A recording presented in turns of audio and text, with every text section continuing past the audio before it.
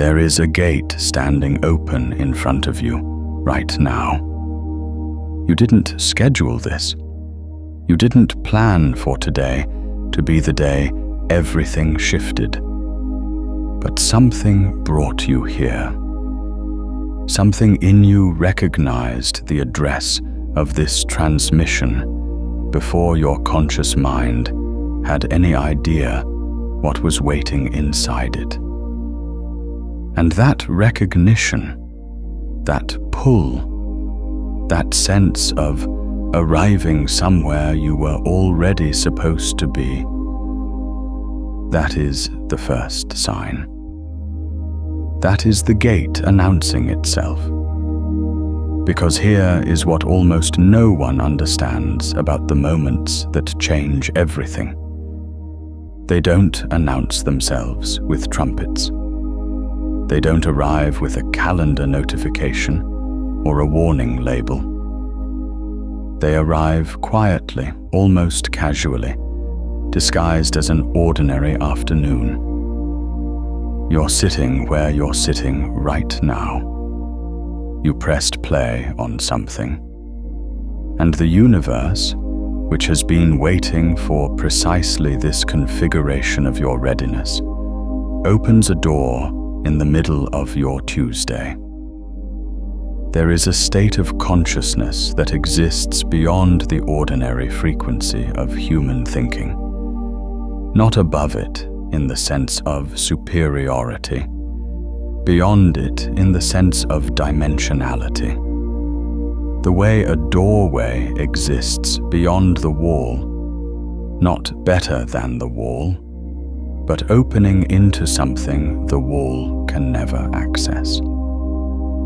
This state has been called many things across many traditions, many centuries, many languages. Today, we are going to call it what it actually is. We are going to strip away the mysticism and the mythology and the centuries of misunderstanding and look at it with the clean, precise eyes of someone standing at the threshold. We are going to call it the God state. And before you let your mind do what minds do, before it categorizes, qualifies, dismisses, or inflates what those words mean, I want you to stay right here at the edge. Because the God state is not a religious concept. It is not an ego concept. It is not a destination for special people or enlightened masters, or those who have suffered enough, or prayed enough, or meditated for 10,000 hours. It is a quantum state. It is a specific, measurable, crossable threshold in consciousness. It is the other side of a gate that is standing open right now. And the single most important thing I can tell you in the first moments of this transmission is this. The reason 99% of people never enter it is not because they can't. It's because they don't know it exists as a door they can walk through. They think it's a mountain they have to climb. They spend their entire lives looking up at something they could have simply stepped through. You are not going to make that mistake today. Today, you are going to understand what the God state actually is. Not the myth of it, the mechanics of it. You are going to understand why it changes everything about how you think, how you perceive, how you create, how you move through reality. You are going to understand what is on the other side of this gate, and why crossing it means you can never go back to thinking the way you used to think. And then, and this is the part that matters most, you are going to cross. One version of you pressed play on this transmission. A different version will finish it. Let's begin. There is something happening in your consciousness right now that you may not have a name for. A kind of pressure. A sense that the way you've been thinking, the strategies, the frameworks, the mental loops you've been running, are reaching the end of their usefulness. Like software that was designed for a different operating system. Still running, still processing, but slower now, glitchier, more effort for less result. You've noticed this. Maybe you've noticed it as frustration, working harder and getting the same outcomes. Maybe you've noticed it as a kind of restlessness, a feeling that something fundamental needs to change, but you can't quite locate what. Maybe you've noticed it as a creeping suspicion that the people around you are playing a game with rules you no longer believe in, and you're not sure whether to keep playing or walk off the field entirely. This is not a problem. This is a signal. This is the gate vibrating at a frequency that matches where you are right now. This is your consciousness telling you, in the only language it has available, that you have reached the edge of one state and the entrance to another. The 99% don't recognize this signal. They interpret it as something going wrong. They try to fix it. More productivity, more hustle, more optimization, more of the same thinking applied with more force. And for a while, that works. The glitching slows down. The frustration eases. They get back on track. But the track leads back to the same place, and the signal returns. Louder this time, more insistent, because the gate doesn't close. It waits, and it keeps sending the signal until you either cross or you spend your life explaining to yourself why you chose to stay. The 1%, and we will talk about this number in precise terms throughout this transmission. The 1% recognize the signal for what it is. Not a problem, a portal. They don't try to fix the feeling of being at the edge. They lean into it. They ask what's on the other side, and then they step through. You are here because you are ready to be in that 1%. Not ready in the sense of having all the answers. Ready in the sense that your frequency has reached the threshold. The gate is open because you are a match for what's on the other side. And what's on the other side is a way of thinking, perceiving, and operating in reality that the 99% will never access. Not because they're excluded, but because they never found the door. If this transmission is already opening something in you, go ahead and like it and subscribe so we can keep building this together. Let's talk about what the God state actually is, and if this is landing for you, there is something deeper I want to offer before we go further. Have you spent years shielding yourself from other people's energy? Boundaries, releases, energy clearings, and still wake at 3 a.m., running someone else's anxiety? Those tools treat it as outside you. It's not. Your nervous system has adjusted to every room for so long it forgot its baseline.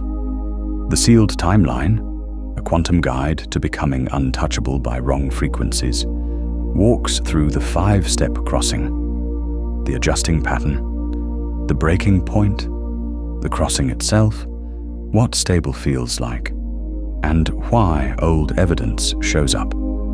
Every tool you tried treated this as an outside problem. This one ends the adjusting pattern that made you a receiver in the first place. The longer you adjust, the harder it gets to come back to yourself. Open it tonight. It's in the pinned comment below. Now, back to the quantum mechanics at the heart of everything we're building here. In quantum mechanics, there is a phenomenon called superposition. It is one of the most verified, most precisely documented, and most consistently misunderstood discoveries in the history of human science. The principle is this: a quantum particle, before it is observed, before it is measured, before it interacts with anything that forces it into a defined state, exists in all possible states simultaneously. It is not in one place. It is in every possible place at once, with each position having a certain probability. It is not one thing. It is all things, each with a certain likelihood of becoming the actual thing. This is not metaphor. This is not philosophy.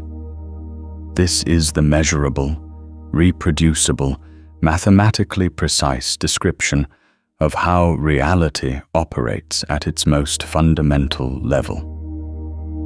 And then something happens. The particle is observed. It is measured.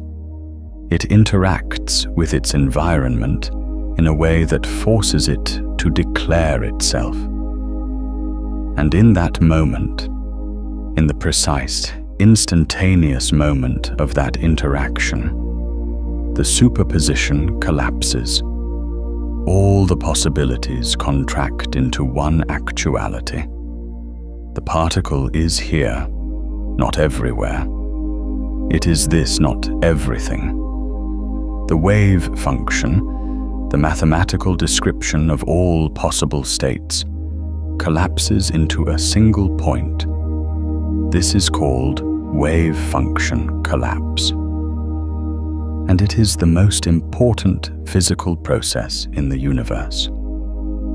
Because here is what almost no one has fully grasped. This is not just a description of how subatomic particles behave.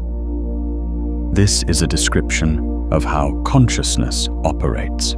This is the physics of how a mind moves from potential to actual, from possibility to reality, from the infinite field of what could be to the specific, defined, lived experience of what is. The 99% are living in a collapsed state. Not because they chose it, because they were never shown any other option.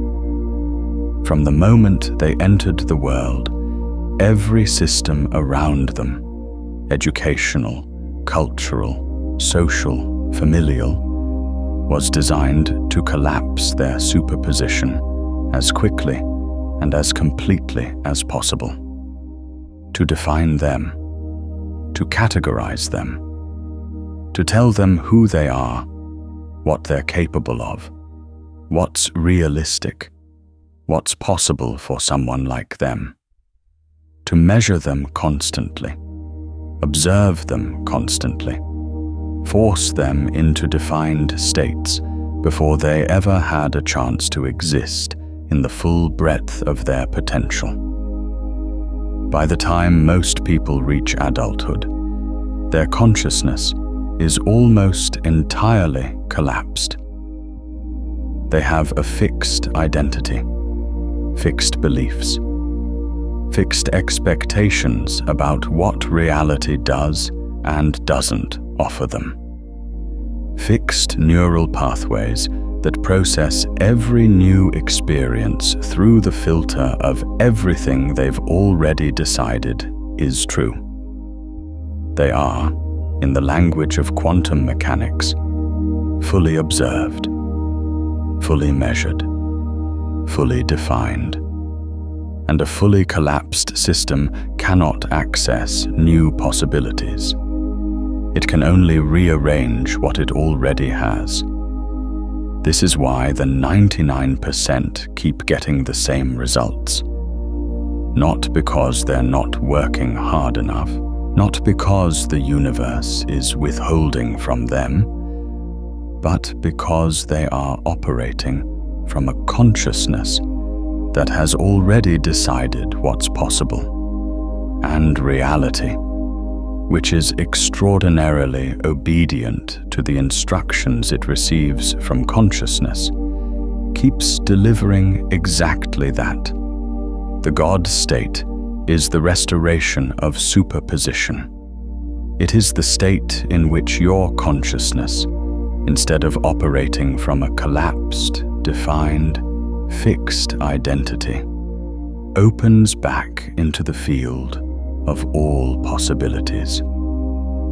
Not by abandoning who you are, not by erasing your history or your personality or your preferences, but by releasing the rigid, defended, heavily patrolled border between who you have been and who you could become. By allowing yourself to exist, even briefly, even experimentally, in the quantum space between defined states. By becoming, again, a wave before it is forced to be a particle. When you enter the God state, you stop thinking like the 99%, not because you become superior to them, but because you stop operating from the same collapsed framework they're operating from. You stop asking what's realistic and start asking what's possible. You stop consulting your history for permission to create your future. You stop mistaking the map, your beliefs, your identity, your past experiences, for the territory. You stop living in the echo chamber of your own previous conclusions. You start thinking from the field. And the field is infinite. Let me be precise about what I mean by the God state, because precision matters here. This is not a state of grandiosity. It is not a state of feeling superior or special or chosen. Those are ego states, and the ego is the very mechanism that keeps you in the collapsed condition. The God state is actually characterized by a profound dissolution of the ego's grip. Not the destruction of self, but the loosening of the ego's insistence that the self is fixed, defined, and limited to what it has already been. The God state is a state of expanded perception, where ordinary consciousness processes reality through the narrow filter of personal history and personal identity. The God state processes reality from a much wider aperture. Things that were invisible become visible. Connections that were obscured become obvious. Solutions that seemed impossible become straightforward, not because they changed, but because you can now see them. The God state is a state of non-reactive creation. The 99% are, for the most part, reactive. Something happens in their environment, and they respond from their conditioning. Someone says something, and the conditioned self fires back. An obstacle appears, and the conditioned self either fights it with the same strategies that have always been used, or collapses into the belief that the obstacle is proof of limitation. In the God state, you are no longer primarily reactive. You are primarily generative. You are not responding to reality from your past. You are creating reality from your vision. The God state is a state of quantum coherence, a term from physics that describes a condition in which the different parts of a system are operating in alignment, in phase, in a kind of synchronized harmony that allows the system to behave as a single unified entity rather than a collection of conflicting parts. Most people's consciousness is incoherent. Their thoughts say one thing, their feelings say another, their actions say a third thing, and their unconscious beliefs are running a fourth program underneath all of it. The result is interference, like waves cancelling each other out. Effort without momentum, movement without direction, a lot of energy producing very little result. In the God state, these layers come into alignment. The thought, the feeling, the action, and the belief are all pointing in the same direction. And when they do, the results are not linear. They are exponential. This is why the 1% seem to operate in a different reality.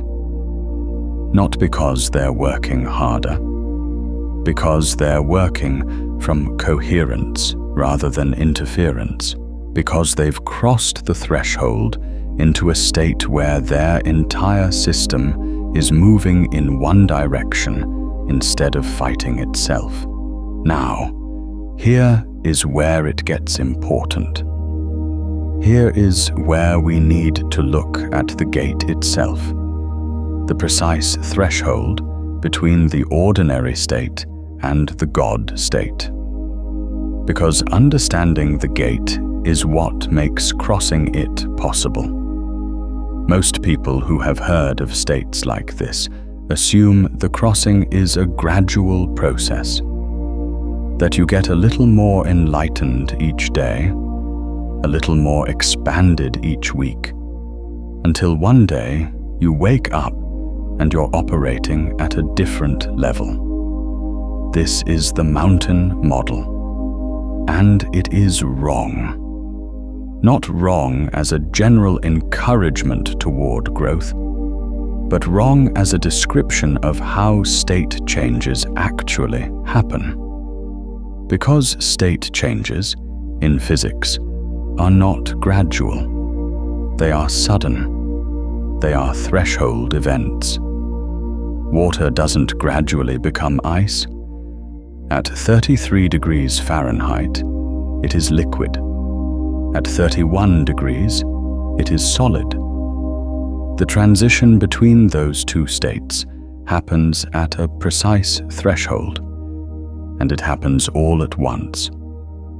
The entire system reorganizes simultaneously, not molecule by molecule, gradually, over time, all at once, at the crossing point. This is a phase transition, and consciousness undergoes phase transitions in exactly the same way. You don't gradually enter the God state. You cross a threshold into it. There is a before and there is an after. There is a moment where you are standing at the gate and a moment where you have stepped through. And on the other side of that threshold, The reorganization is complete, not partial, not in progress, complete. This is why the transmission you are in right now is structured as a crossing, not as a curriculum. You are not here to learn about the God state incrementally. You are here to cross into it. The understanding we're building is not a ladder. It's the approach to the gate.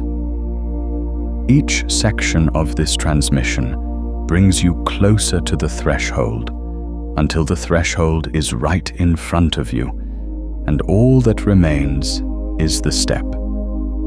But before we take the step, we need to understand what we are stepping away from. Because the gate has two sides, and you cannot fully appreciate what's on the other side until you are completely clear about what you're leaving behind. Let's talk about the state the 99% are living in. Not to judge it, not to condemn it, but to see it with the kind of precision that makes leaving it possible. The ordinary state of human consciousness, what we might call the default state, the conditioned state, the collapsed state, is characterized by a specific and deeply consistent set of operating principles. Once you see these principles clearly, you will recognize them everywhere. You will see them in the people around you. You will see them in the culture. And this is the important part. You will see them in yourself, not as a source of shame, as a source of information, as the precise map of the gate you are about to step through. The first principle of the ordinary state is identity-based thinking. In the ordinary state, every thought, every decision, every perception is filtered through the question: what does this mean about who I am? The self is the central reference point for all processing. Good things happen, and the conditioned mind asks, do I deserve this? Bad things happen, and the conditioned mind asks, is this my fault? New opportunities appear, and the conditioned mind asks, is this for someone like me? Every piece of incoming information is immediately run through the identity filter, the accumulated story of who I am, what I'm worth, what I'm capable of, what I deserve, and processed according to whatever verdict that story delivers. This is not a character flaw.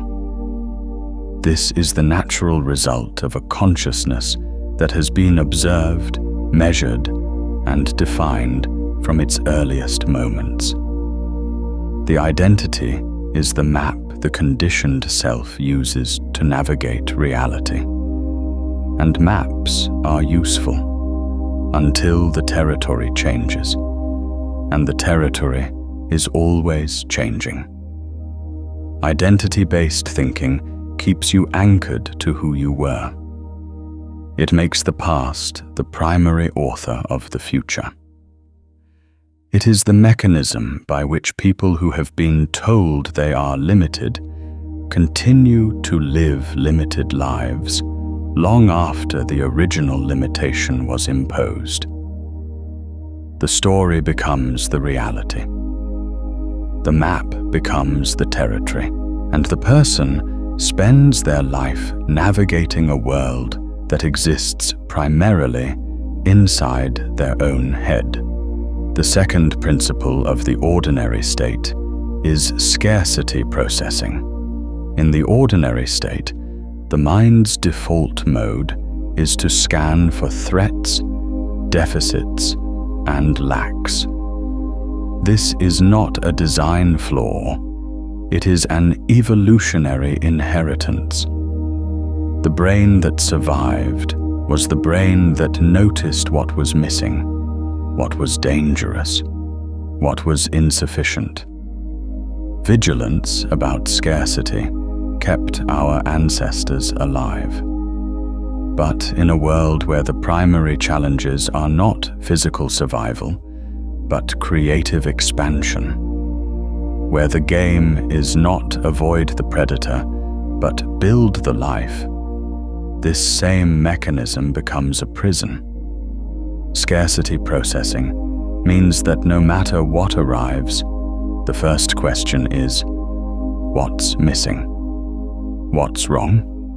What's not enough? What could go wrong?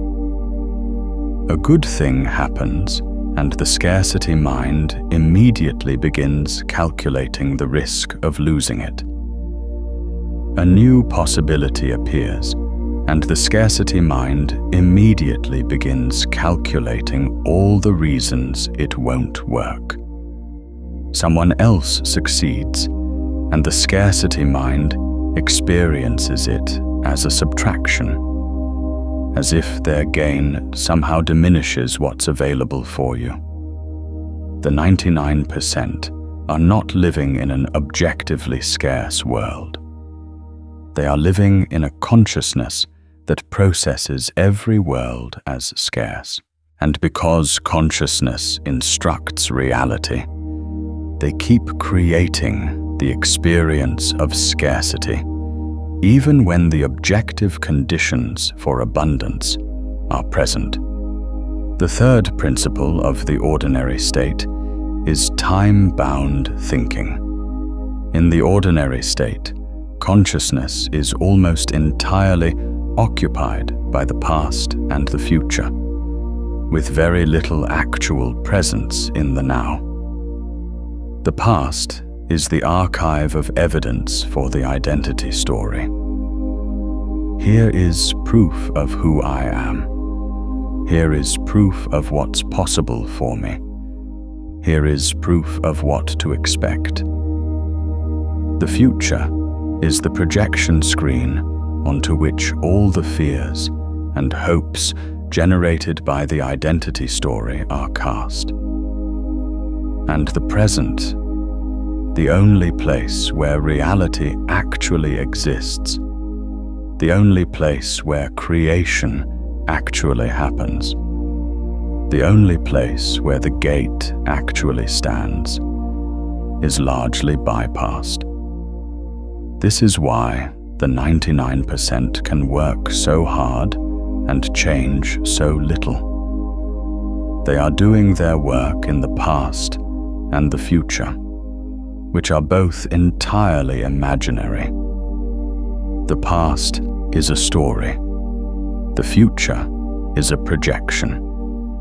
Reality only exists now. Creation only happens now. The gate only opens now. The fourth principle of the ordinary state is consensus reality.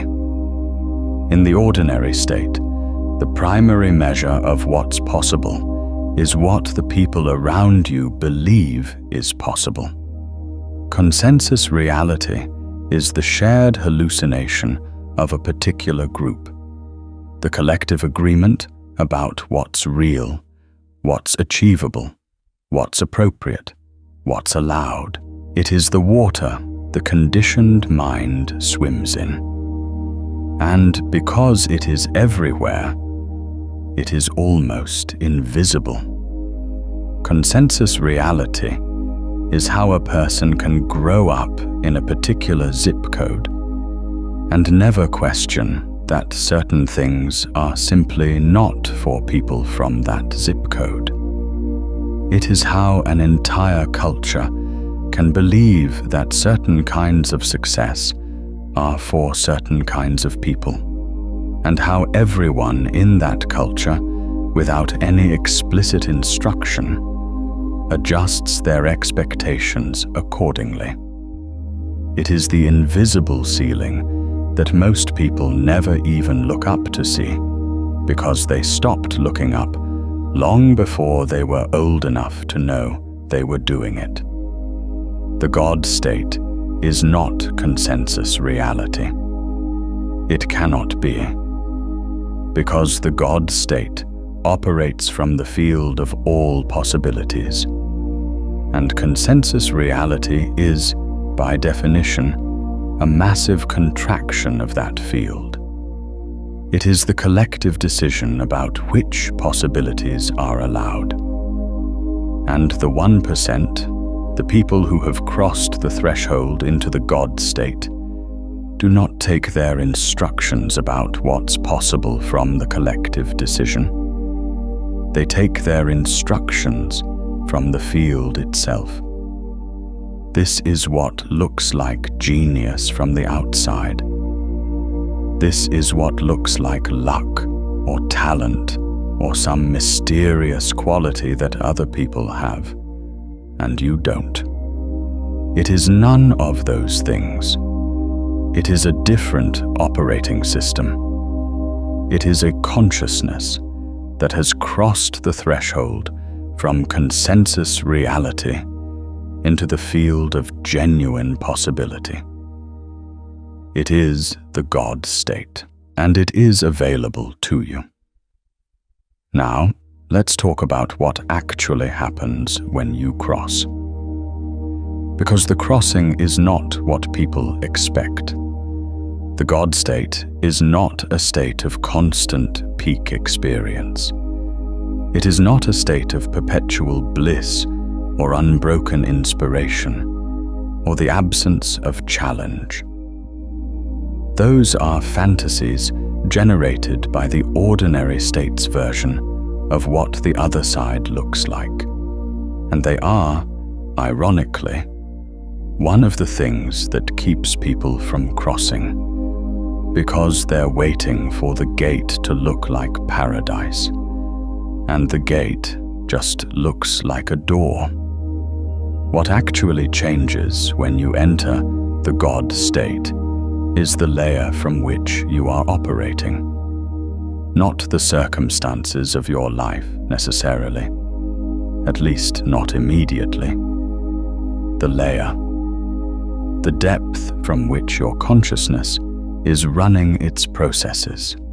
In the ordinary state, you are operating from the surface, from the layer of thoughts, reactions, conditioned responses, identity stories, and consensus beliefs. This is the layer that is most visible, most familiar, most socially legible. It is the layer that other people can see and evaluate and respond to. And because it is the most visible layer, most people assume it is the most important layer.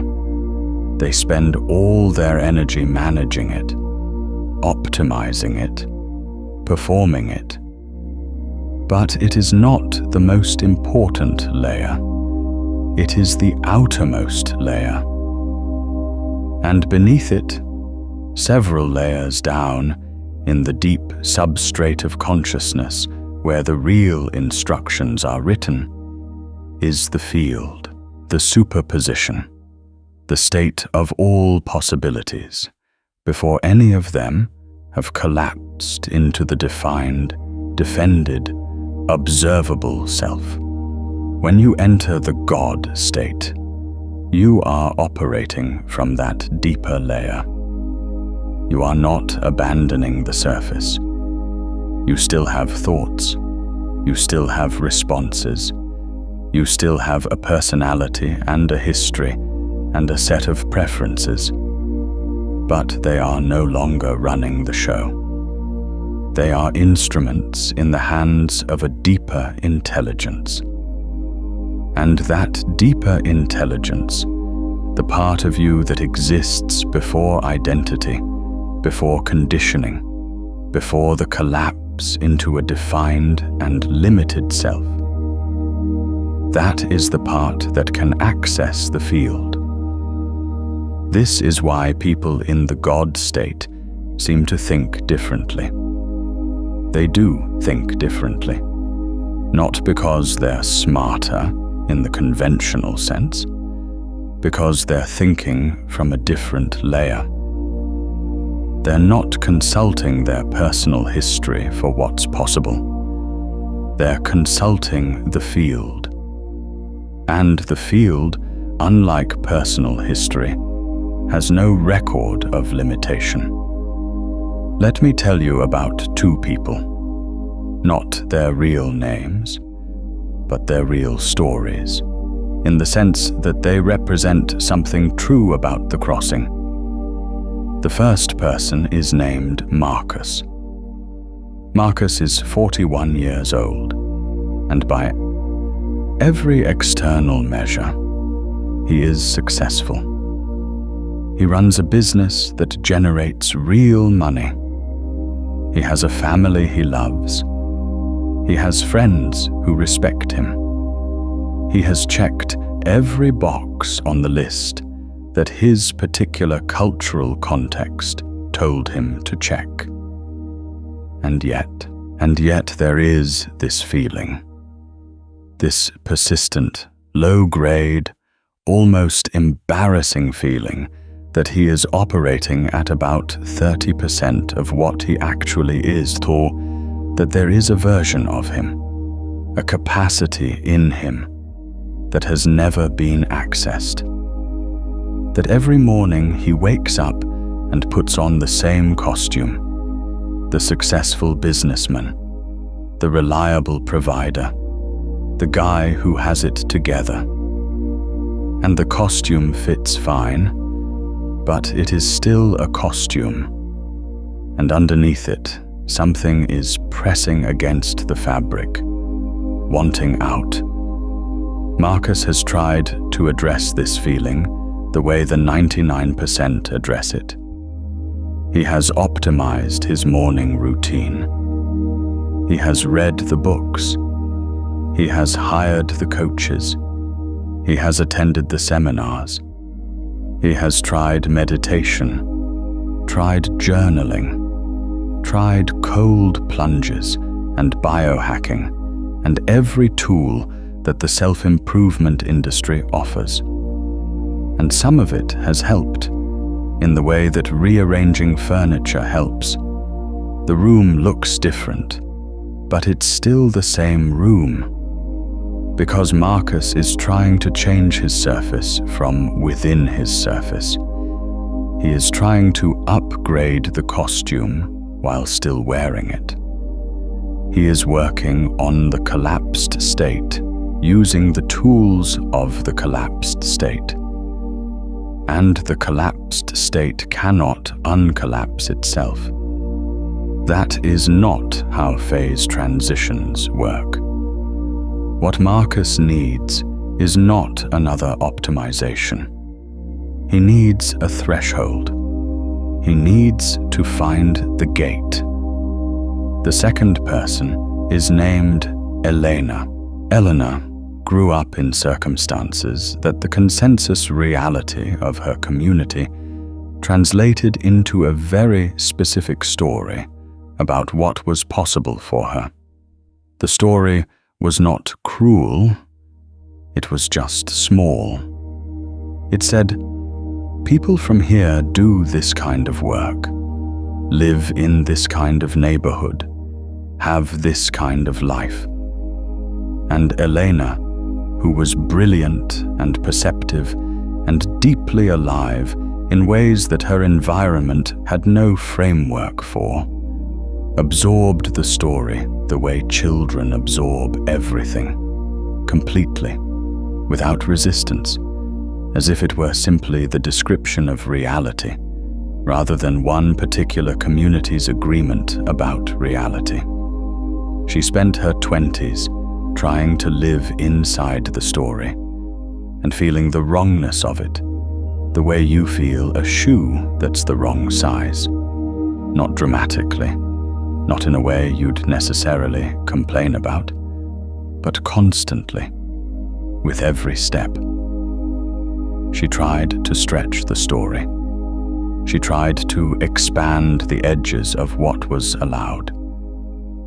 She tried to be a bigger version of the small story and found that the small story had very effective mechanisms for keeping itself small.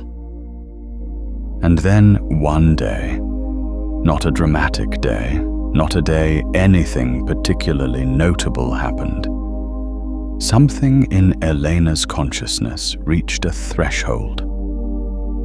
She was sitting somewhere ordinary, doing something ordinary, and she became aware, with a sudden, sharp, almost physical clarity, that the story she had been living inside was not reality. It was a story, and stories can be changed, not gradually, not by negotiating with the story on its own terms, but by stepping outside it entirely, by finding the door that the story had always insisted wasn't there. Elena found the gate, and she crossed it. What happened to Elena on the other side was not a dramatic transformation in her external circumstances, at least not immediately. What happened was a transformation in the layer from which she was operating. She stopped consulting the story for permission.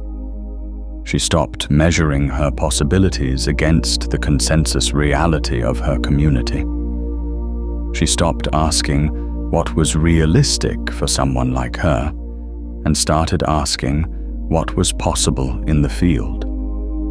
And the field, which had been waiting patiently, as fields do, responded immediately. Not with magic, with the natural consequence of a consciousness that has expanded its aperture. She could see things she couldn't see before. She could access options that had always been there, but had been invisible to her contracted state.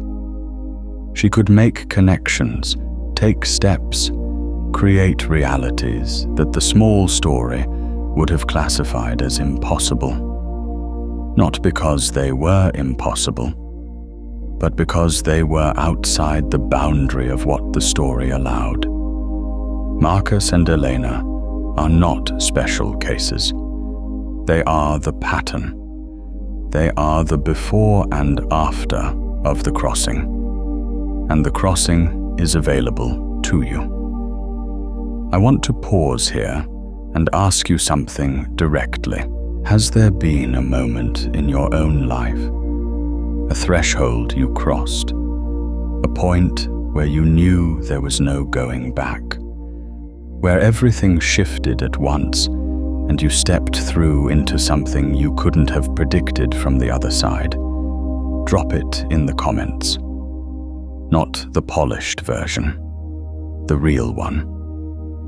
The moment the gate opened and you walked through it.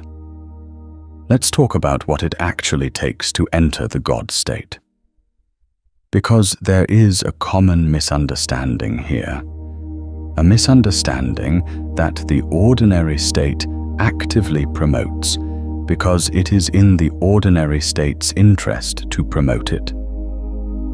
The misunderstanding is that the God state requires extraordinary effort, extraordinary suffering, extraordinary preparation, that you have to earn it, that you have to be ready, that you have to do enough work on yourself before you're allowed through the gate. This is the story the gate tells you when you're standing in front of it and you're afraid to cross. It is not true. The God state does not require preparation. It requires willingness. These are not the same thing. Preparation is something you do in the ordinary state to try to make yourself worthy of the crossing. Willingness is the act of crossing. One keeps you at the gate indefinitely. The other takes you through it. This is not to say that understanding doesn't matter. Clearly it does. Or we would not be spending this transmission building it.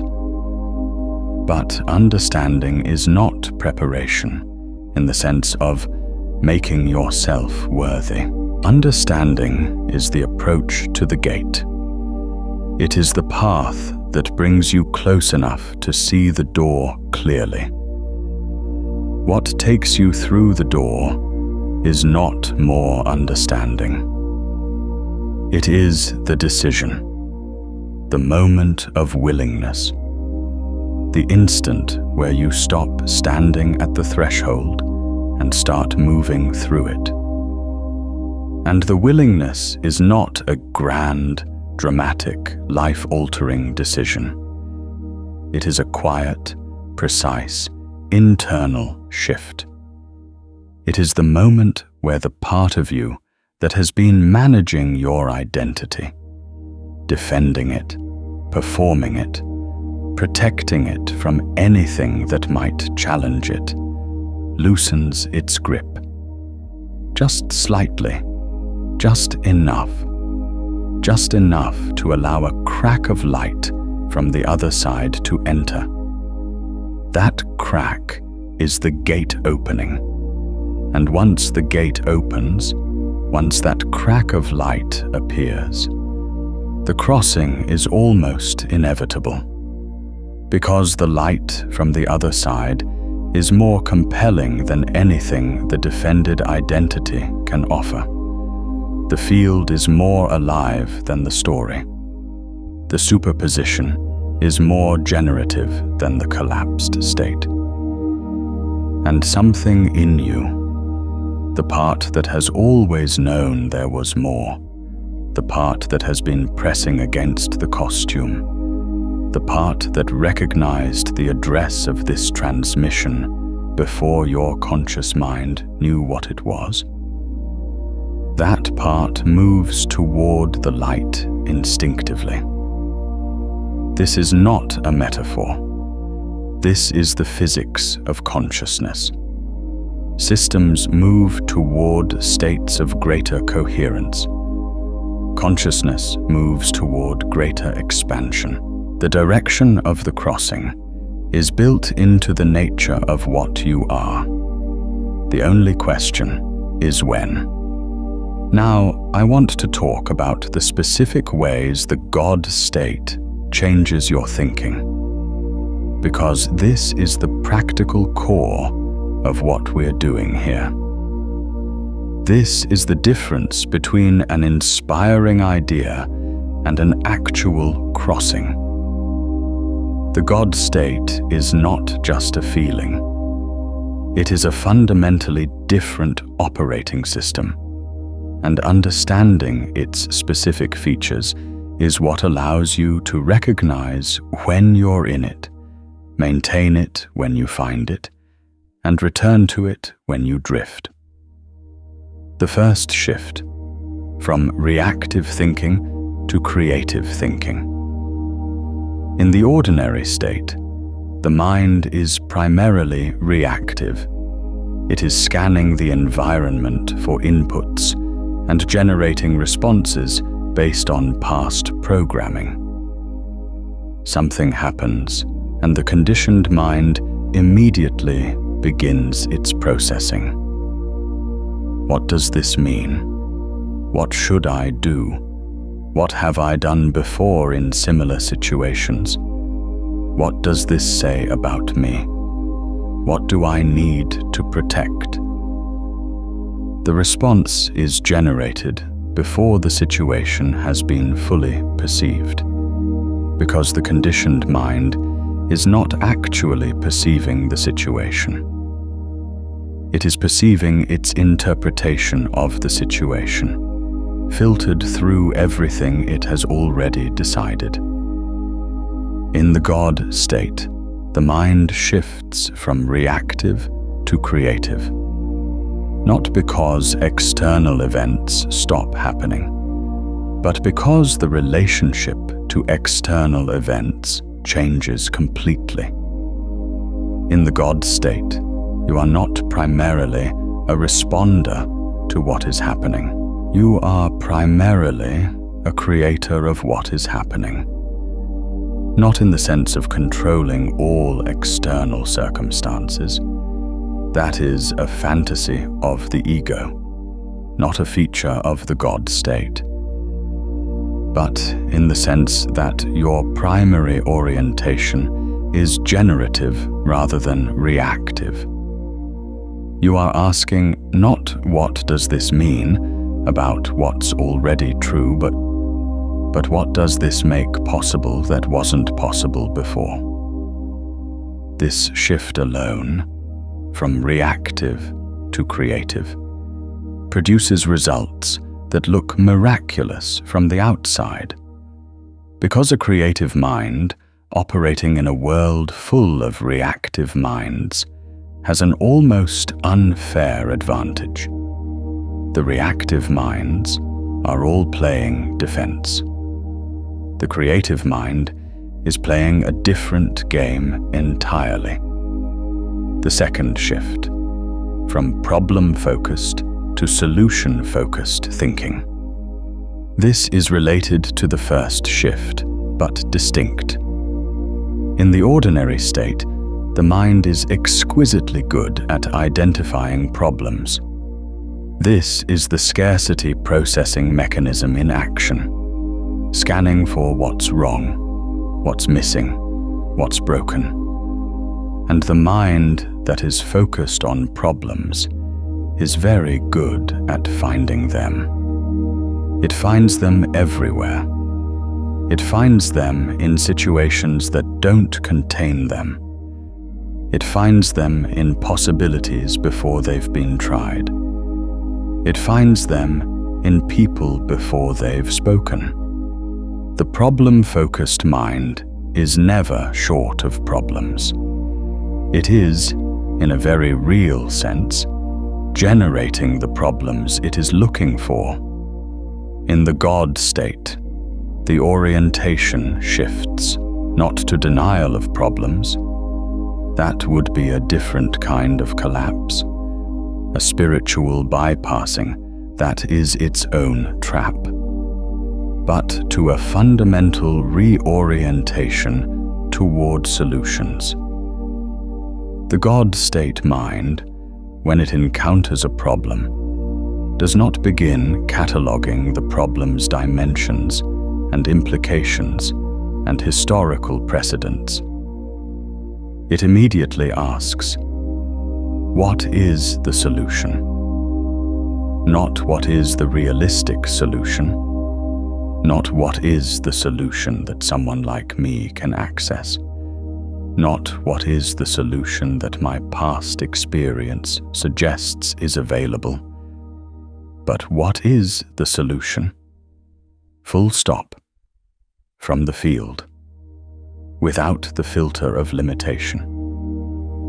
And because the field contains all possible solutions, because the superposition by definition includes every possible state, the God state mind finds solutions that the problem-focused mind cannot see.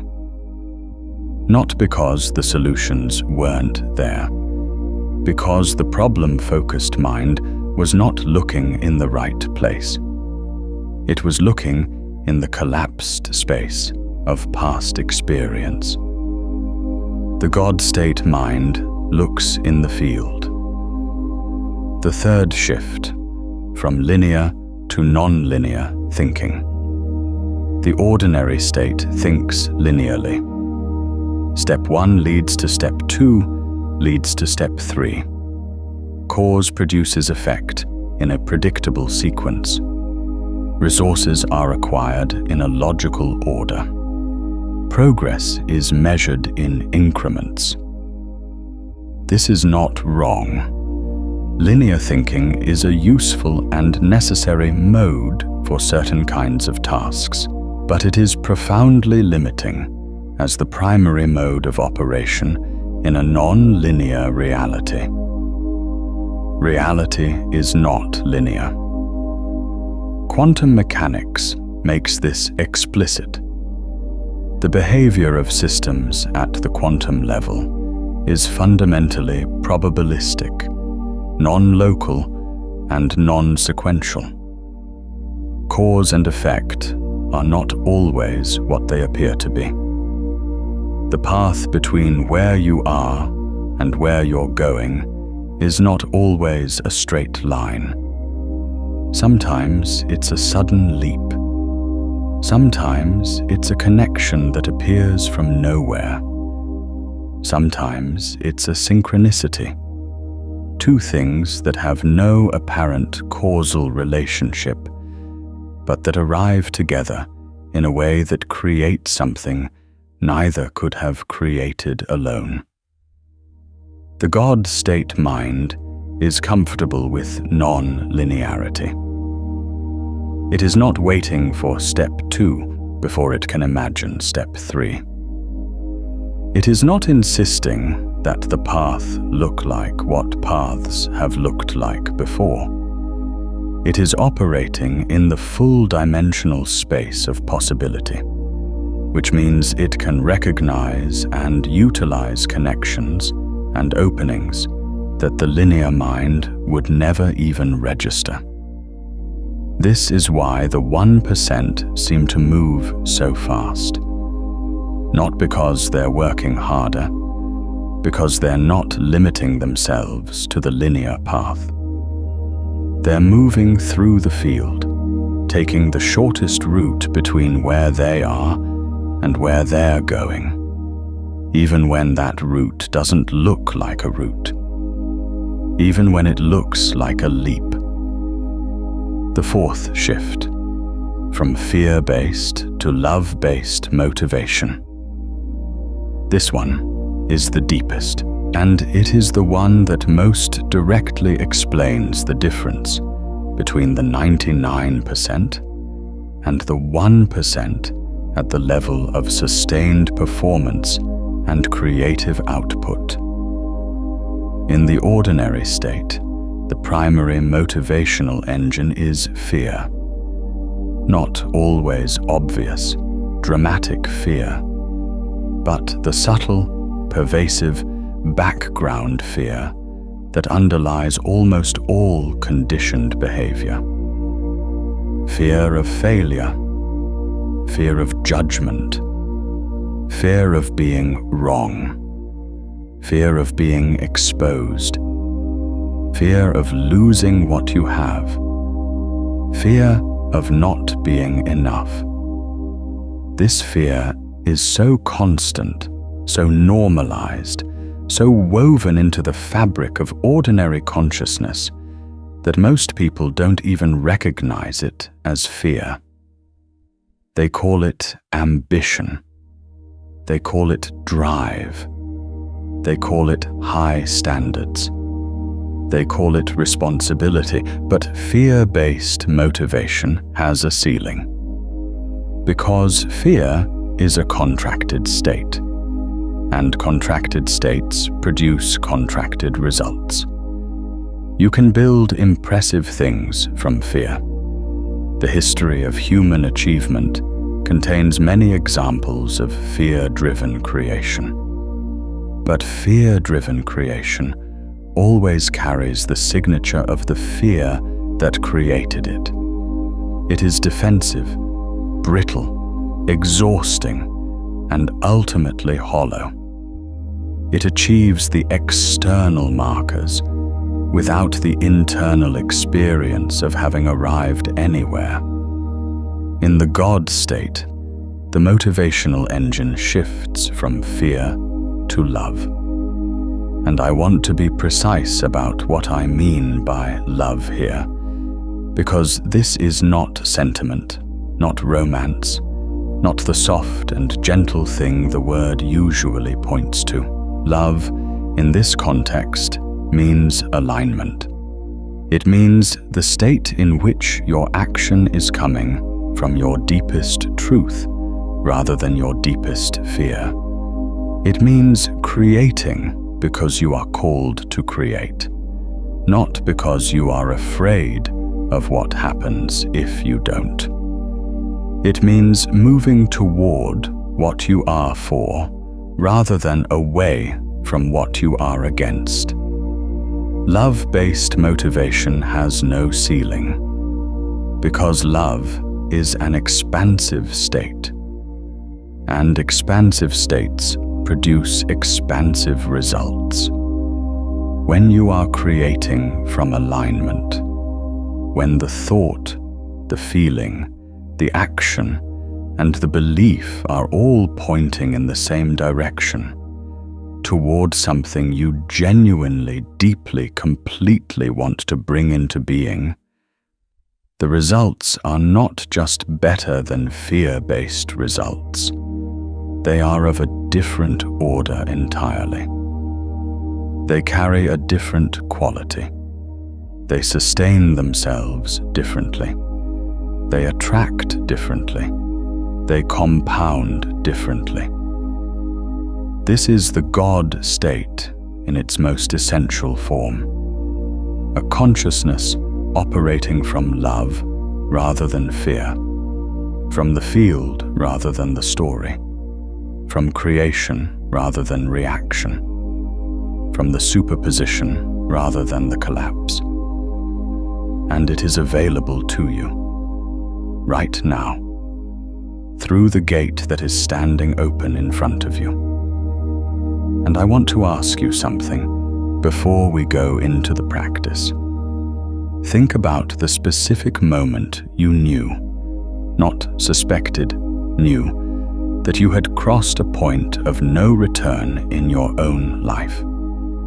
The moment the old version of you became impossible to go back to. Tell me about it in the comments. What was it? And did you choose it? Or did it choose you? Let's talk about the practice. Because the crossing is not just a conceptual event. It is a somatic event. It happens in the body as much as in the mind. It happens in the breath, in the nervous system, in the felt sense of your own aliveness. And there is a practice, a precise, repeatable, crossing practice that can take you through the gate right now. I want you to do something with me, not later, not after you've thought about it more. Now. Find the place in your body where you feel the most tension. Not the most pain necessarily, but the most holding. The place where your body is gripping something. For most people, this is somewhere in the chest, or the throat, or the solar plexus. Find it. Don't try to release it yet. Just locate it. This tension is the gate. Not a metaphor. This physical sensation is the precise location in your body where the conditioned self is maintaining its grip, where the collapsed state is being held in place by the muscular, neurological, biochemical machinery of your physical form. This is where the story lives. This is where the identity is defended. This is where the superposition was collapsed, and where the collapse is being maintained, moment by moment, by the body's constant low-level contraction. Now, without trying to fix it, without trying to release it, without doing anything to it at all, just look at it the way you would look at something you've never seen before, with curiosity, with openness, without judgment, without the need for it to be different from what it is. Notice what happens. For most people, just the act of looking, of bringing pure, non-judgmental attention to the place of holding, produces a subtle shift. The tension doesn't disappear, but it changes quality. It becomes more porous, less defended, less insistent on maintaining itself. This is the beginning of the crossing.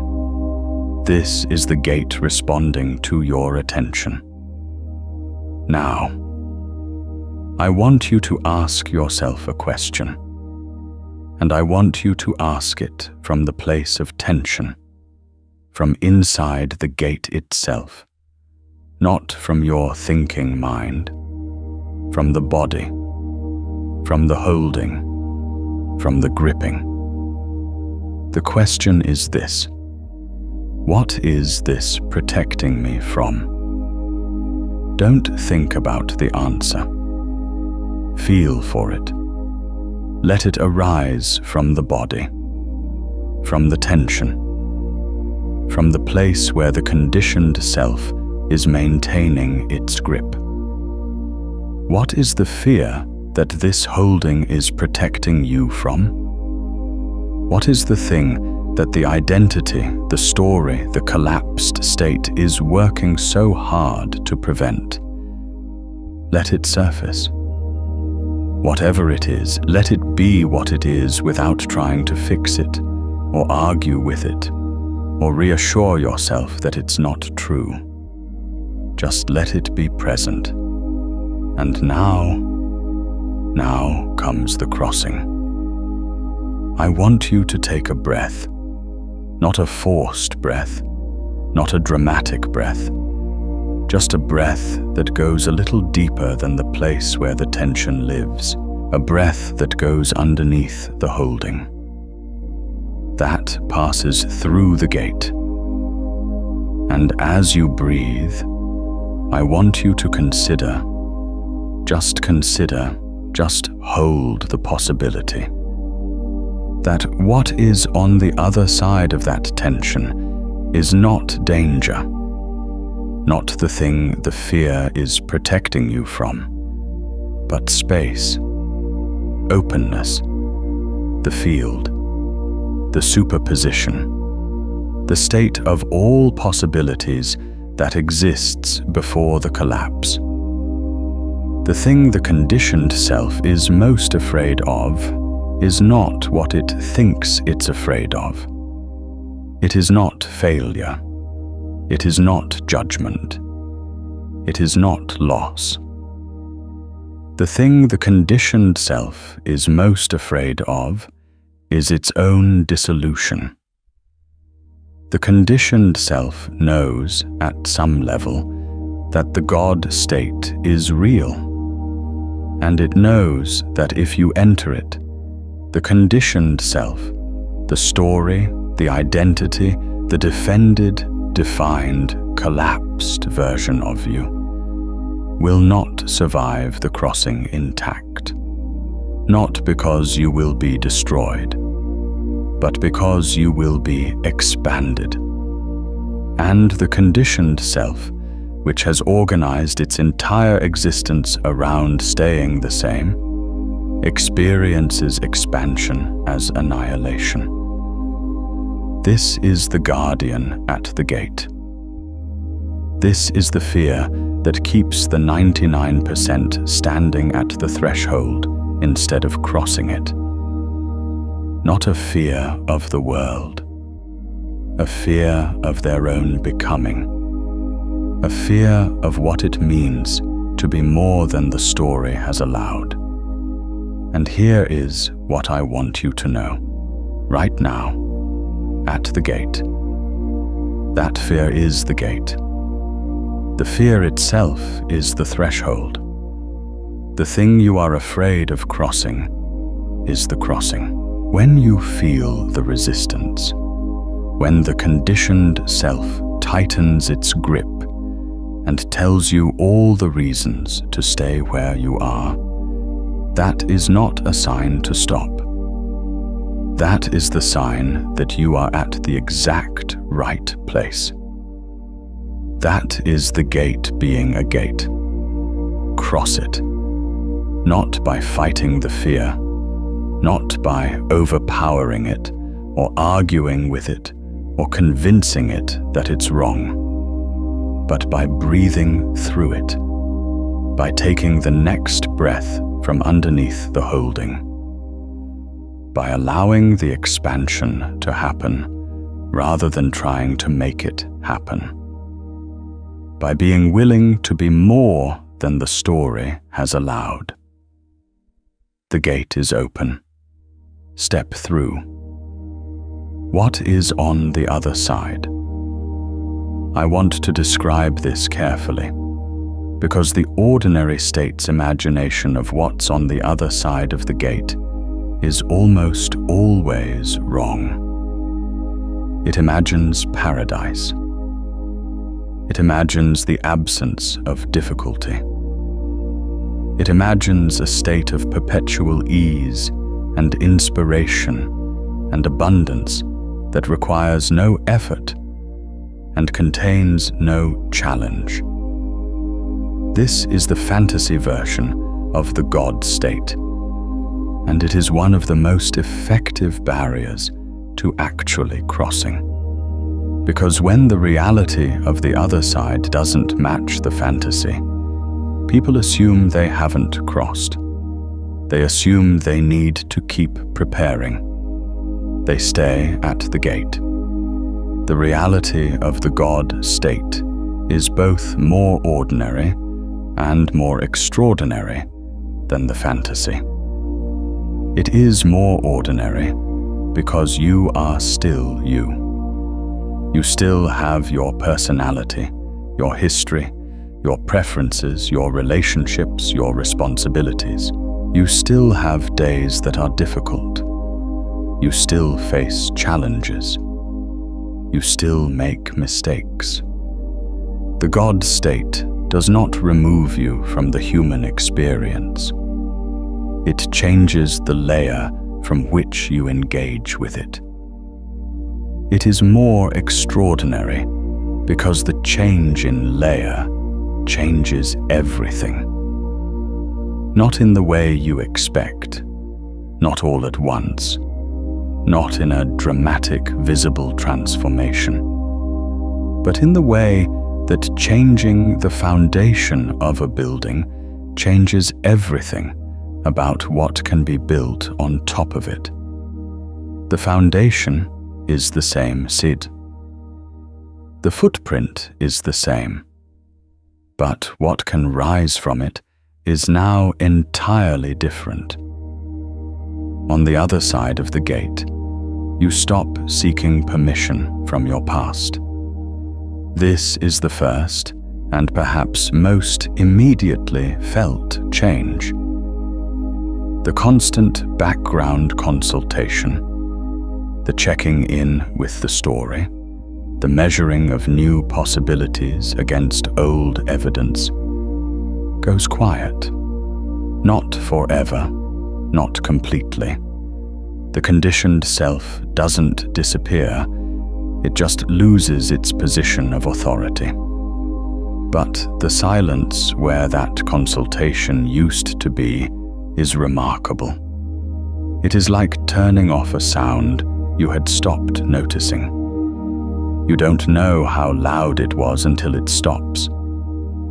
On the other side of the gate, you stop needing external validation to know your own worth.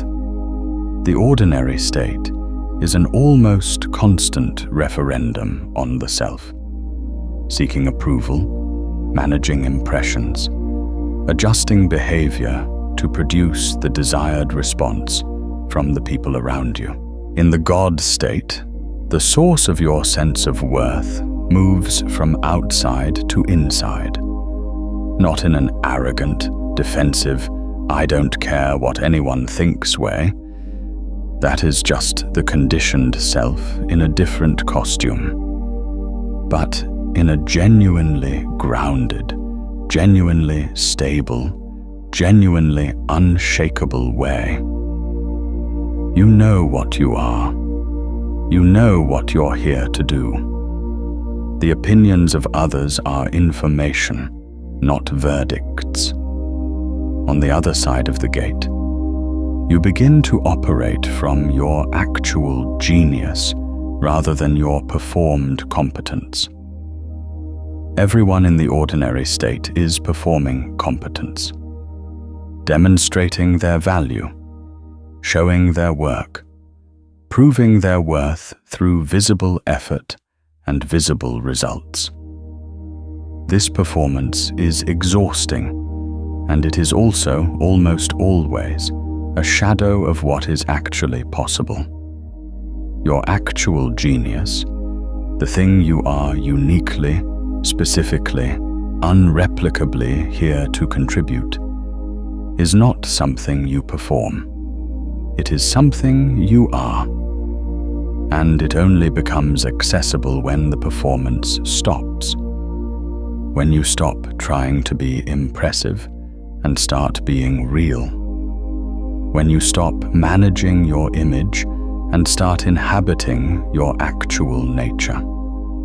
The God state is where your actual genius lives, not as a reward for having worked hard enough, as the natural expression of a consciousness that has stopped contracting itself into the shape of other people's expectations. On the other side of the gate, your relationship to time changes. Not literally. You still have 24 hours in a day, the same as everyone else, but your experience of those hours changes completely. In the ordinary state, time is a resource that is always running out. There is never enough of it. The to-do list is always longer than the day. The urgency is always present. In the God state, time becomes something different, not infinite, but spacious. There is a quality of presence in the God state that makes each moment feel complete in itself, rather than a stepping stone to the next moment. And paradoxically, this presence, this quality of being fully in the now rather than rushing toward the future, produces more in less time than any amount of frantic, ordinary state effort. On the other side of the gate, synchronicity becomes a regular feature of your experience rather than an occasional surprise. In the ordinary state, synchronicities happen, but they are interpreted as coincidences. Pleasant, perhaps, but not meaningful, not reliable, not something you can count on. In the God state, you understand synchronicity for what it is, the field responding to your coherence. When your thought, feeling, action, and belief are all aligned, when you are operating from the superposition rather than the collapse, reality organizes itself around that coherence in ways that look, from the outside, like luck. They are not luck. They are the natural consequence of a consciousness that has stopped sending contradictory signals to the field and started sending a clear, coherent, unified intention. The 1% who operate from the God state are not luckier than other people. They are more coherent. And coherence is the mechanism by which the field delivers what it has always been ready to deliver. Now, let's address something directly. Because there is a version of what I've been describing that the conditioned mind will try to convert into a performance, a new identity, a new story to replace the old story. The God state becomes a thing to achieve, a status to attain, a new costume to wear. And the person who was previously performing the identity of the limited self begins performing the identity of the enlightened self. This is not the God state. This is the ordinary state with new furniture. The God state is not an identity. It is a mode of operation.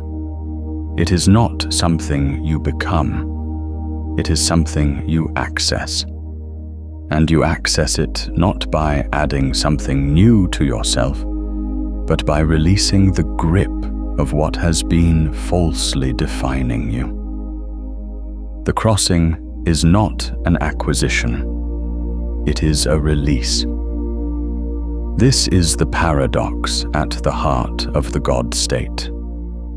And it is the paradox that the ordinary state finds most difficult to accept. You do not enter the God state by becoming more. You enter it by releasing the need to be more than you already are. The conditioned self is always in the process of trying to become, trying to acquire enough, achieve enough, be enough to finally feel like enough. The God state is the recognition that you already are, not in a passive, complacent sense, but in the sense that the field, the superposition, the state of all possibilities, is already fully present in you. It has always been there. The collapse was imposed from outside. The expansion is your natural state.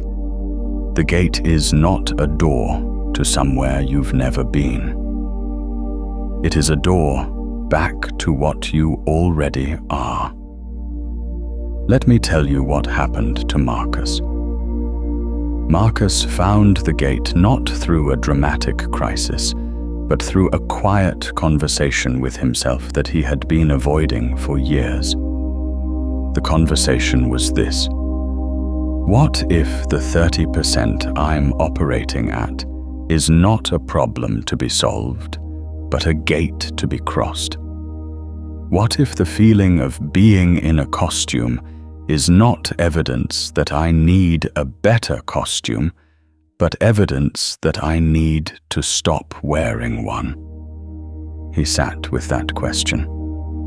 Not for hours, not for days. For about 4 minutes in his car before a meeting. 4 minutes of genuine, undefended contact with the truth of his own experience. And in those 4 minutes, something shifted, not everything, not dramatically, but something in the layer beneath the performance, something in the substrate of his consciousness, loosened. The grip released just slightly. The crack appeared. Marcus did not immediately transform. He drove into his meeting, and had the meeting, and went home, and had dinner, and went to sleep. But something was different.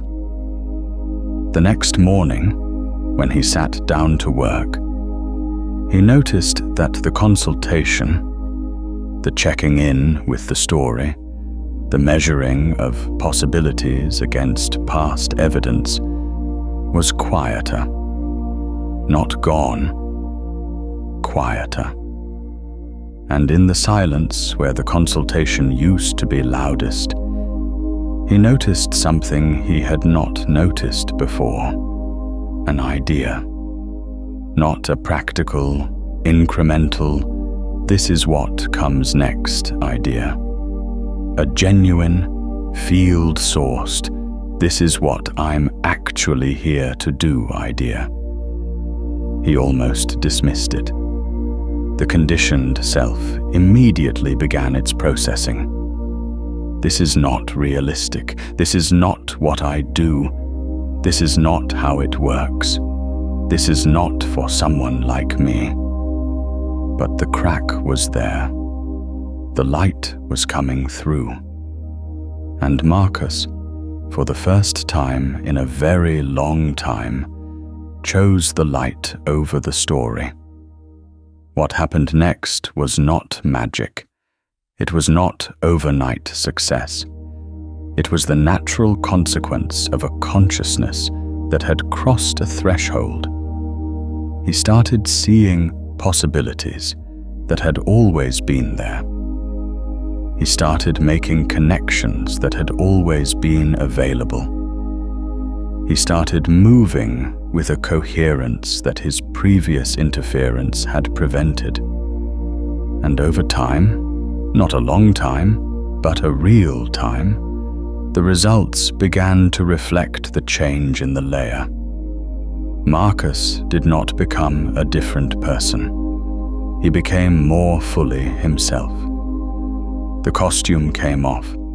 The 30% expanded, not to 100%. That is not a meaningful number, but to something that felt, for the first time, like the actual size of what he was. Elena's story after the crossing was similar in structure, if different in content. She stopped consulting the small story for permission. She stopped measuring her possibilities against the consensus reality of her community.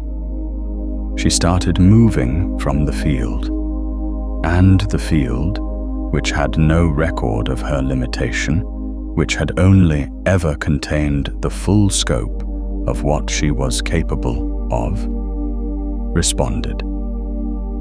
She did not escape her circumstances overnight. She did not leave everything behind and start fresh. She changed the layer from which she was engaging with her circumstances. And that change in layer changed everything else, gradually, and then suddenly, the way all phase transitions work, gradually, gradually, gradually, and then all at once. This is the pattern. This is what the crossing looks like in a real life, not a dramatic departure from everything you've known. A fundamental change in the operating layer. A shift from the collapsed state to the field. From the story to the truth. From the costume to the self. And then the results follow.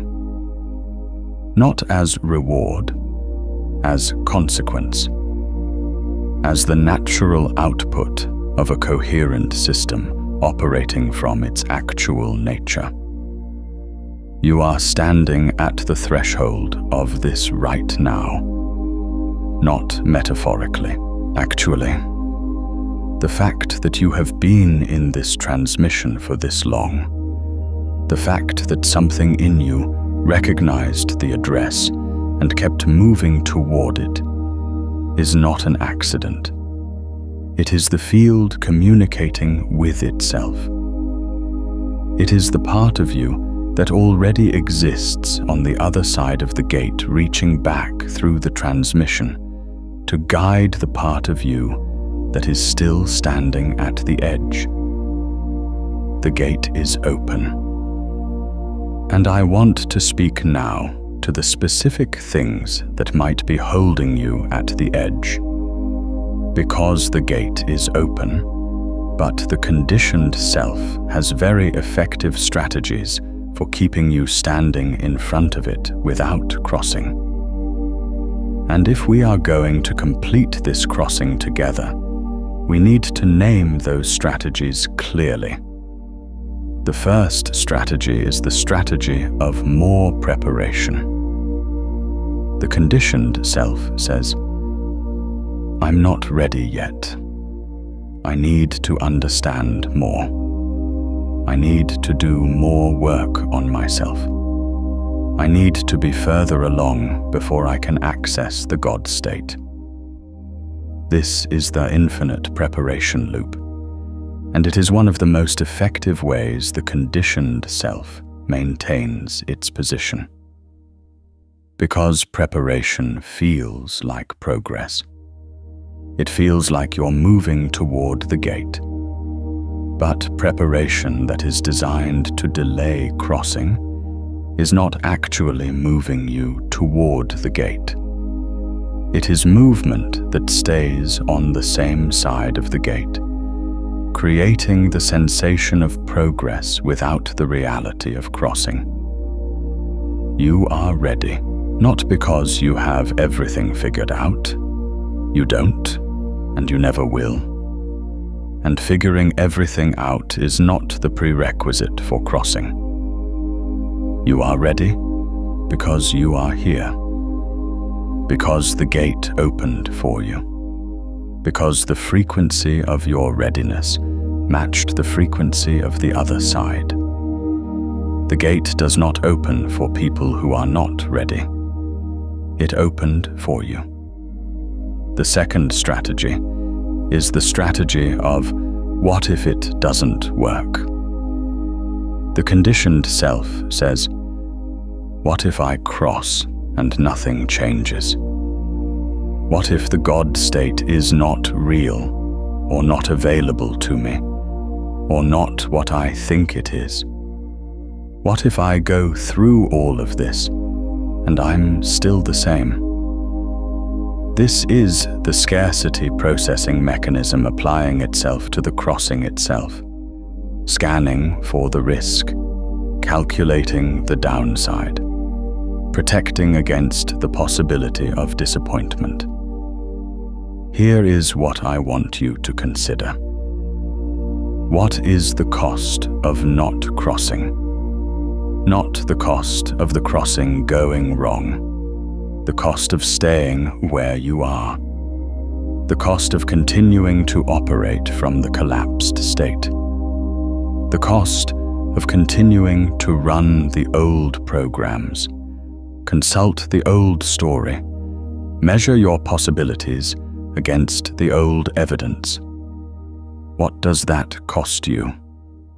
Not in some abstract future sense, but in the texture of your daily experience, in the feeling of wearing the costume, in the persistent sense of operating at 30%, in the gap between what you know you are and what you are currently expressing.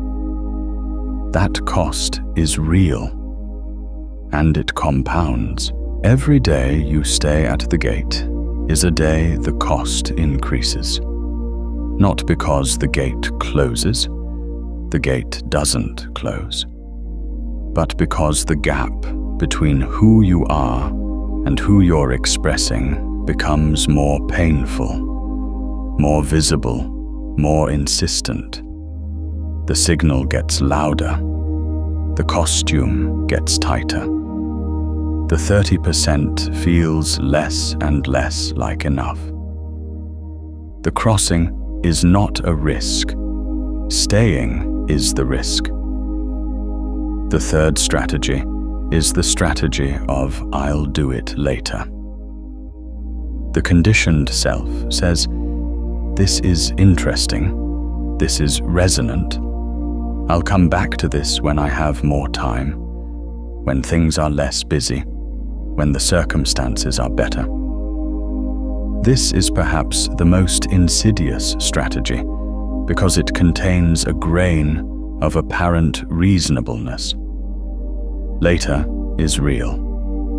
Better circumstances exist. More time will come. But the gate is open now. And the gate opens when your frequency matches what's on the other side, not when your schedule is clear. The fact that you are in this transmission right now, at this moment, is the gate's way of telling you that now is the crossing point. Not next week, not when things settle down. Now. The circumstances that seem to be in the way are not obstacles to the crossing. They are the context in which the crossing is most needed and most powerful. Later is the strategy of the conditioned self for staying the conditioned self. The God state is always accessed now, because the now is the only place it exists. The fourth strategy is the strategy of who am I to think this is for me. The conditioned self says, the God state sounds real, but it sounds like something for other people. People who are further along. People who have done more work. People who are more spiritual, more evolved, more gifted. This is the consensus reality mechanism. The automatic calibration of your sense of what's available to you against the collective agreement about what's available to people like you. And I want to say this as precisely and directly as I can. The God state is not for certain kinds of people. It is not a reward for the spiritually advanced, or the intellectually gifted, or the financially successful, or the sufficiently healed. It is the natural state of consciousness before it was collapsed. It is what you already are, beneath the story. The question is not whether you are the kind of person who gets to access it. The question is whether you are willing to release the story that says you're not. You are the kind of person who gets to access it. You always were. The gate has been standing open for you for longer than you know. Now, I want to talk about what happens in the days and weeks after the crossing. Because the crossing is a threshold event, instantaneous, complete. But the integration is a process. And understanding the integration is what allows you to maintain the God state, rather than drifting back to the ordinary state. The conditioned self does not disappear after the crossing. It remains. It has been the primary operating system for your entire life, and it has deep roots in your neural pathways, in your body's habitual tensions, in your social relationships, in your daily routines. After the crossing, the conditioned self will attempt to reassert itself. It will attempt to recolonize the space that the expansion has opened. It will present its old programs with renewed urgency, because the threat of the God state to the conditioned self's position of authority is now more real than it has ever been. This is normal. This is expected. This is not evidence that the crossing didn't happen or that it didn't work. It is the natural process of a system reorganizing itself after a phase transition. The old structure resisting the new configuration. The way to navigate this is not to fight the conditioned self. Fighting it gives it energy.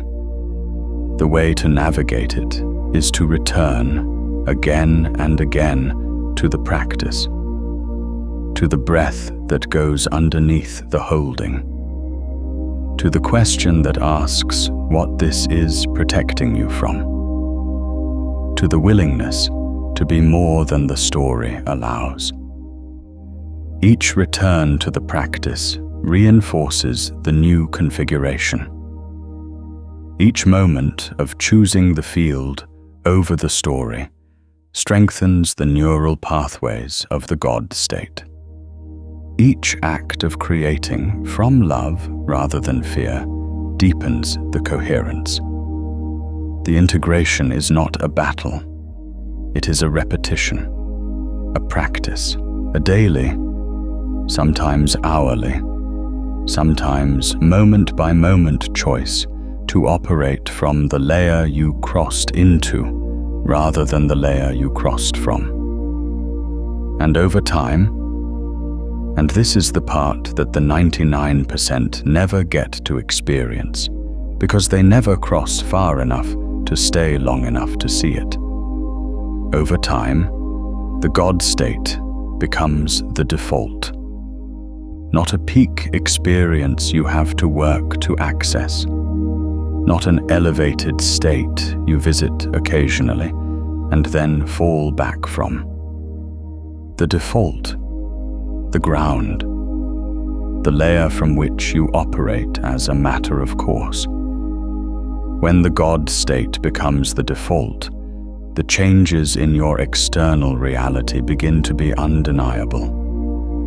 Not because you have done anything different in the conventional sense, not because you have acquired new skills or worked harder or found better strategies, but because a coherent consciousness operating from the field of all possibilities in a world full of incoherent consciousnesses operating from collapsed states is not playing the same game.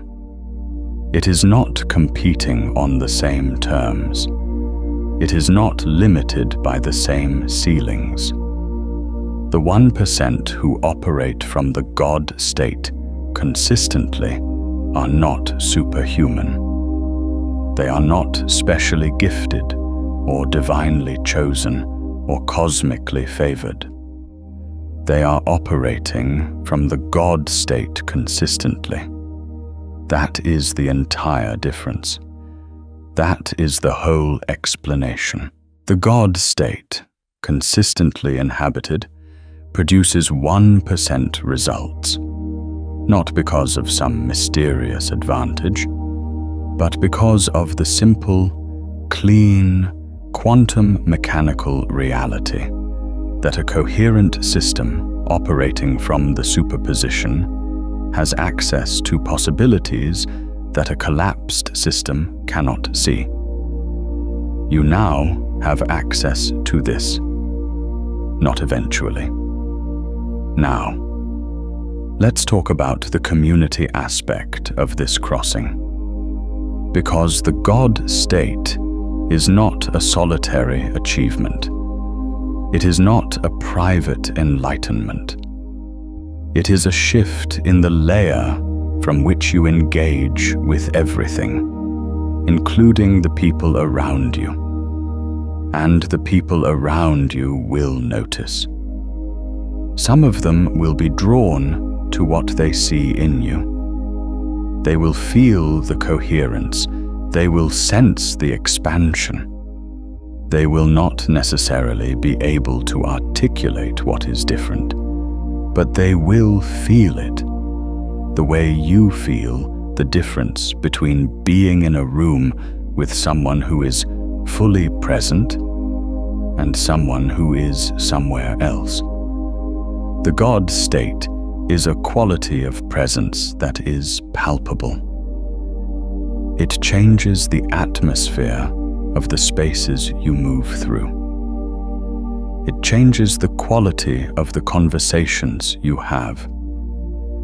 It changes the nature of the relationships you attract and maintain. Some of them will be unsettled by it. The conditioned self in others recognizes the God state as a threat to its own position, not consciously, not with malice, but instinctively. People who are deeply invested in the consensus reality of the collapsed state will feel the implicit challenge of your expansion. They may try to pull you back. They may become critical, dismissive, concerned. They may tell you that you've changed, and they will not mean it as a compliment. This is information, Not a reason to contract back into the old story, but information about the nature of the relationships in your life, and which ones are built on the foundation of who you were versus which ones are built on the foundation of what you actually are. The God state does not isolate you. It reorganizes your connections. The people who were in your life because of the story, because of the collapsed identity, the performed competence, the managed impression, may drift away, and the people who are in resonance with your actual nature, the ones who can meet you in the field rather than just in the story, will arrive. Not as a reward, as a consequence, as the natural reorganization of a social reality around a coherent rather than incoherent center. You will not be alone in the God state, but you will be in different company. And that company, the community of people who are operating from the field, who have crossed their own thresholds, who are creating from love rather than fear, who are thinking from the superposition rather than the collapse. That community is one of the most powerful amplifiers of the God state that exists. Because coherence is contagious. When you are in the presence of others who are operating from the God state, your own coherence deepens. Your own expansion stabilizes. The field that you are all accessing together becomes more accessible than any of you could access alone. This is why the 1% tend to cluster. Not because they are excluding others, because they have found each other, the people who are operating from the same layer, who speak the same language of expansion, who reinforce each other's crossing rather than pulling each other back to the gate. Find your people. Not the people who are impressed by your performance. The people who can see your actual nature. The people who are crossing their own gates and who will celebrate yours. They exist. They are out there. And in the God state, you will find them. Or rather, the field will arrange the finding. Let's come to the integration of everything we've crossed in this transmission.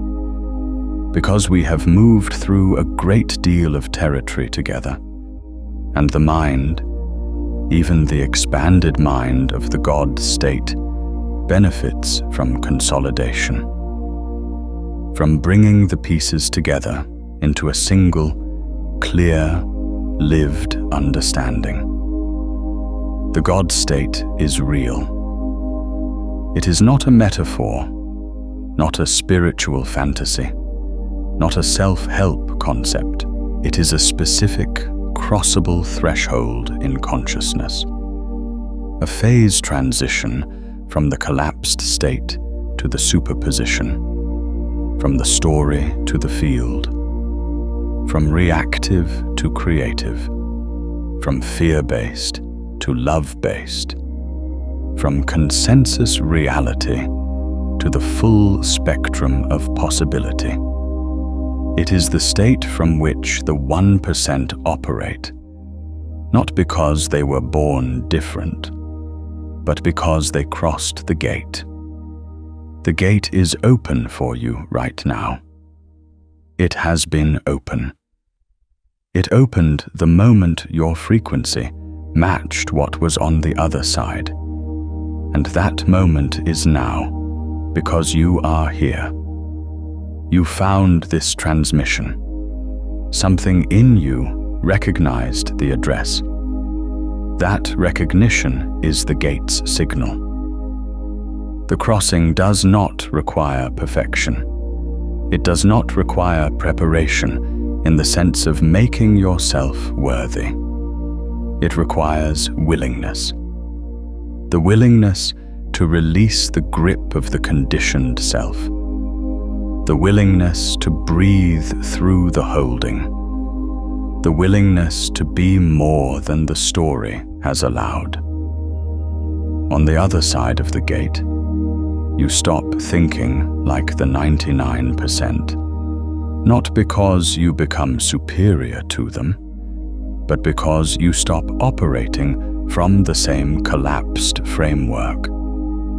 You stop seeking permission from your past. You stop measuring your possibilities against the consensus reality of your community. You start thinking from the field. And the field is infinite.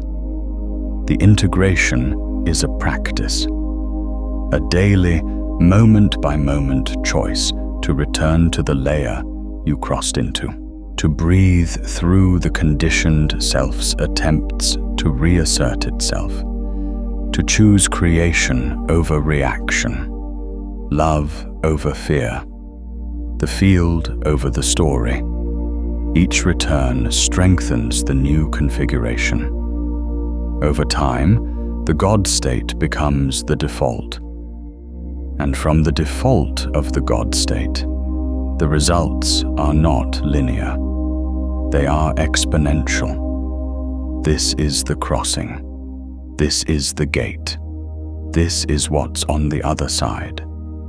And now, right now, in this moment, I want to bring you to the final threshold, the last gate within this transmission. Because everything we have built here, all the understanding and the approach and the practice and the integration has been bringing you to this precise moment. This is the crossing point. You have heard what the God state is. You have understood the quantum mechanics of the threshold. You have felt the gate in your body, the tension, the holding, the place where the conditioned self is maintaining its grip. You have been through the parable of Marcus and Elena. You have done the practice. You have been shown what's on the other side. There is nothing left to understand. There is only the step. And the step is not a physical action. It is not something you do with your hands, or your feet, or your calendar. It is an internal movement, a shift in the center of gravity of your consciousness, a decision, not a dramatic, irreversible, everything changes now decision, but a quiet, precise, this is what I'm choosing decision. To operate from the field rather than the story. To consult your actual nature rather than your conditioned identity. To think from the superposition rather than the collapse. To enter the God state. Right now. Not as a permanent, never to be repeated once and for all event. As a living practice. As a moment-by-moment orientation. As the new default from which you engage with everything that comes next. The gate is open. You are standing at the threshold. One version of you has been in this transmission for the entire journey to this point. A different version steps through now. Take the breath. The one that goes underneath the holding. The one that passes through the gate. The one that says yes to the field. Yes to the expansion. Yes to what you actually are, rather than what the story has allowed you to be. Take it, and cross. You are through. Welcome to the other side. Notice what is different. Not in the world, not yet. Not in the immediate external sense. In the layer. In the depth from which you are reading, hearing, experiencing this moment. There is a quality here that is different from the quality on the other side of the gate. A spaciousness, a stillness that is not empty, but full, a sense of having arrived somewhere that is simultaneously completely new and deeply familiar, as if you have been here before, as if this is actually where you started, as if the entire journey was not a journey toward something foreign, but a journey back to something original. This is the God state. This is what it feels like from the inside, not ecstasy, though moments of ecstasy will come, not perfection, though precision will become more natural, not the absence of challenge, but a fundamentally different relationship to challenge. A relationship in which challenge is not evidence of limitation, but invitation to expansion. Not a wall, but a gate. Every challenge, from this point forward, is a gate. Every difficulty is a threshold. Every moment of resistance, in yourself, in your circumstances, in the world, is the conditioned state announcing the location of the next crossing. And you, who have now crossed the gate into the God state, who now know what the crossing feels like from the inside, who now have the practice and the understanding and the lived experience of the other side, you will recognize these gates when they appear. You will not mistake them for walls. You will not turn away from them, or try to go around them, or spend years standing in front of them, preparing to be worthy. You will cross them, because crossing is what you do now. It is who you are now. It is the operating mode of the consciousness that has entered the God state and made it the default. This is the 1%, not a club, not an achievement, not a status, a mode of operation, a layer of consciousness, a way of engaging with reality that produces results the 99% cannot access, not because they are excluded, but because they have not yet found the gate. You have found it. You have crossed it, and you can never go back. Not because the old state is gone. It remains, as all states remain, available in principle. But because once you have experienced the field, once you have felt the superposition, once you have operated from the layer of the God state, the collapsed state, the story, the costume, it loses its authority. It loses its grip. It can still speak, but it no longer commands. It can still present its old programs, but you are no longer obligated to run them. You have the choice now. You have always had the choice, but now you know it is a choice. And knowing it is a choice is the God state's most irreversible gift, the freedom that comes from seeing clearly that you have been operating from a story that was never the truth of what you are. The truth of what you are is the field. the superposition, the state of all possibilities before any of them have been collapsed into the defined, defended, limited version of a self. The truth of what you are is the consciousness that exists before the collapse. Vast, coherent, generative, creative, operating from love rather than fear, from the field rather than the story, from the God state rather than the ordinary state. You are that now, not as a future aspiration, as a present reality, as the ground from which you will walk back into your life, your actual life, your Tuesday, your responsibilities, your relationships, your work, your challenges, and engage with all of it from the layer you have just crossed into. The gate is behind you now.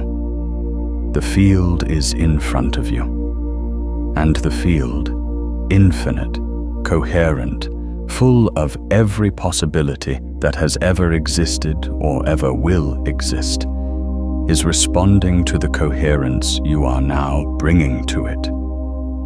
Go create something worth crossing for. Go think in ways the 99% haven't found yet. Go build from the field, love from the field, move from the field. Go be the 1%, not as an identity, but as a practice, not as a costume, but as the truth of what you have always been and are now, finally, fully, irreversibly choosing to express. The God state is not a destination you arrive at and then rest in. It is a living threshold you cross again and again, every day, every moment, choosing the field over the story, the expansion over the contraction, the truth over the costume. And every time you cross, you go deeper. Every time you choose the field becomes more accessible. Every time you operate from the God state becomes more stable. Until one day, and this day comes for everyone who crosses consistently, you wake up and the God state is not something you access. It is something you are. That day is coming for you. It may already be here. If you find yourself returning to a threshold in the coming days, a moment of stillness, a decision point, an edge you're standing at, come back to this transmission and let it meet you there. And if someone in your life is standing at their own crossing point, send this to them. Not as a recommendation, as a bridge. When you share a threshold transmission with someone who is ready to cross, you strengthen both fields, yours and theirs.